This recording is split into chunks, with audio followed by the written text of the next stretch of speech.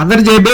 నేను ఒక వీడియోలో హనీ జాన్సన్ పాస్టర్ గారు ఎస్సీలో ఉన్న దళిత క్రైస్తవులు అందరూ బీసీసీ సర్టిఫికేట్ ఉండాల్సిందే అనే విధంగా మాట్లాడుతున్నారు. దళితుల్లో ఉన్న క్రైస్తవులు అందరినీ క్రిస్టియన్స్ కి దూరం చేసే ప్రయత్నం చేద్దాం అనుకున్నావేరా? ఎవరు చెప్పారు నీకు ఇలా మాట్లాడాలని? నువ్వెలా పాస్టర్ అయ్యేవరా? నీలాంటి వాడు ఉండడం వల్లే కదరా అమాయకమైన పాస్టర్లు అందరికీ అవమానం చెత్తనా కూడా. నీ నోటితోల వల్లే కదరా జైలుకి వెళ్ళొచ్చు.